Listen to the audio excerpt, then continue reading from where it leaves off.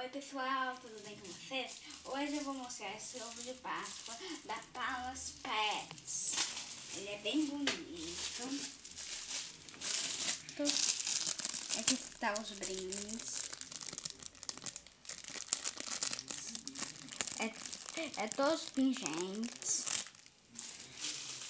Aqui tem mais. É bem bonitinho. Segura aí, produção. É bem fofinho, ó. Tem um montão de animaizinhos em volta. Tem de todas as princesas. Agora eu vou abrir. Uma delícia de chocolate, mas tá derretido e bem geladinho. Eu tirei, foi o... Meu Deus, foi o que eu queria, eu acho. Foi o bichinho da Bela e a Fera. Gente, olha essa delícia de chocolate. Olha essa delícia de chocolate ao leite. Mas deixe pra sobremesa. Vem um copinho que não serve mais pra nada. Agora a produção vai tentar abrir. Abre. A produção.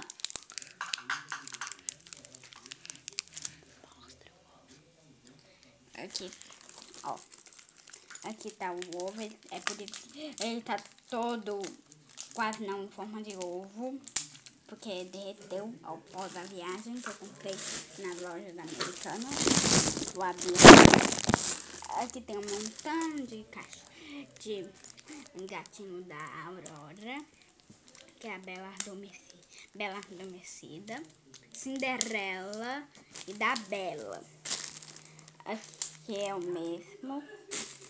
Aqui tem uma fotinha da Ariel, não sei se vão conseguir ver aí. Aqui que eu já mostrei. A cachorrinha da Bela, uma cadelinha. Aqui é um tigrinho da Jasmine. Não me grava. Opa! Aqui é o da Rapunzel, esse aqui. Esse aqui é da Branca de Neve. Gente, parece roxo, mas não... De pertinho assim, ó, parece roxo, mas não um rosa meio escuro, mas não é.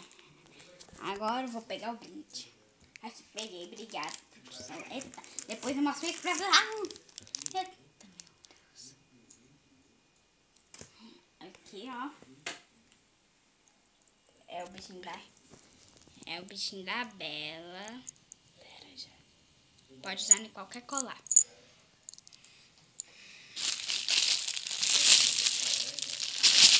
E aqui tá a paisagem toda.